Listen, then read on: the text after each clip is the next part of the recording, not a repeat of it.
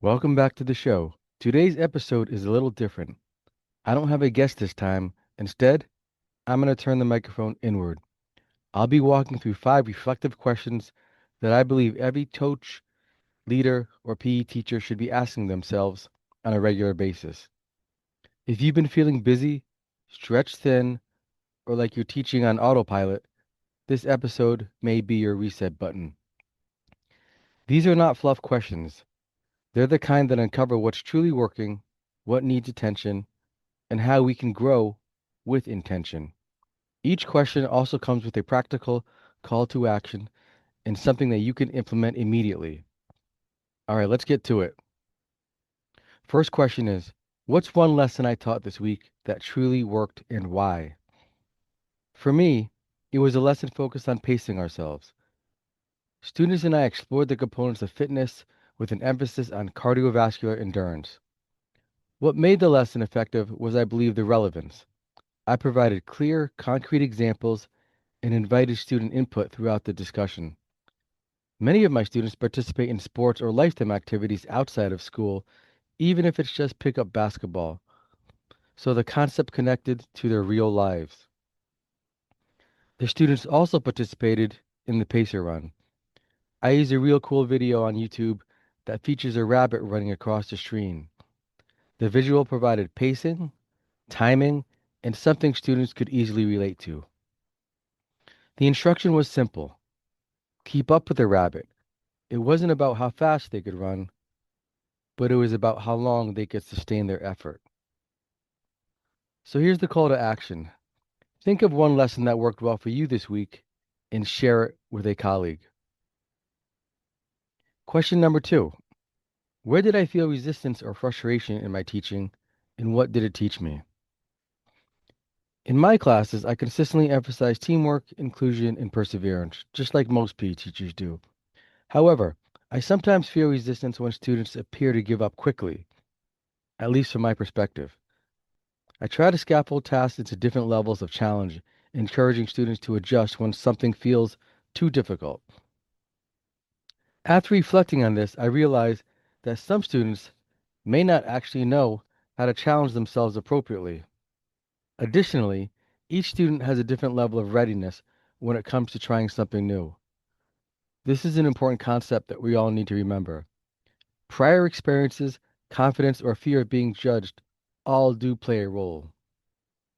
This also reminds me of how critical it is to create a psychologically safe learning environment and to intentionally process behaviors with students, especially those who may be struggling. So the call to action is identify one friction point or pain point in your practice and write down a plan to address it within the next 48 hours. Question number 3. What habit do I want to improve as a teacher, and what's my first tiny step? I was thinking about this a while, and I think one habit I want to strengthen is providing specific, constructive feedback. With back to back classes and seeing students only one time per week, this feels important and realistic. As educators, we know there are many elements that contribute to a successful lesson: clear goals, behavior management, performing assessments, but feedback is where growth really happens. My mini step is to start with just one class and intentionally focus on giving meaningful feedback about skill development and movement quality. Since they already use a digital attendance system, this is something I can easily track and implement. So here's the call to action. Choose one habit you want to improve and share your first step publicly to hold yourself accountable. This next question is a good one, I think. If our PE program disappeared tomorrow, or in my case, in my PE program, what would students miss most? If the program disappeared tomorrow, I believe students would miss the variety. I work hard to offer a well rounded, skill based program that's both purposeful and fun. Students also have a significant amount of voice and choice, from who they work with, to the equipment they use, to the level of challenge they attempt. Reflecting on this reinforced how essential those elements are. A few years ago, a colleague had her students write down one thing they enjoyed about my class. She typed up their responses and gave them to me. It was an incredibly thoughtful gesture and a powerful reminder that we don't always hear enough about what is going well. There were over 50 responses. However, I'm just going to share a couple. Here goes. I look forward to PE class because Mr. B makes it fun and gives us options. Mr. B is very positive, and I love the different ways he lets us exercise. Thank you for believing in us and pushing us to do our best. Those are student voices, and those words matter. So the call to action is write down your program's signature experience. What makes your PE program uniquely yours? The fifth and final question I want us to look at is what myth about PE do I want to debunk today? There's definitely a lot of myths out there. The myth I want to challenge is this, that teaching quality PE is easy and that PE teachers are simply here to help students burn off energy. If I had $1 for every time someone asked me to burn off their energy, I'd be rich. The truth is, teaching quality PE is anything but easy. It's far more complex and dynamic than many folks realize.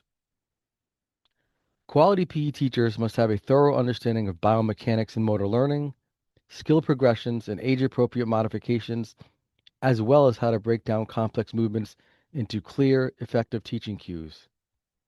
As you know, effective PE isn't just about playing games. It requires intentional instruction, diagnosing movement errors, and adjusting tasks in real time. Without that expertise, lessons quickly become unstructured play with little learning. Additionally, PE teachers must serve students with a variety of different skill levels, students with disabilities or medical needs, and students who may carry negative past experiences in regards to physical activity. Those are all things to keep in mind. Teaching quality PE requires training, empathy, and strong pedagogy, not just athletic ability. So here's the call to action. Share this episode with someone who needs to hear this message. And remember, PE is for everybody, but anybody cannot teach PE. And you can quote me on that.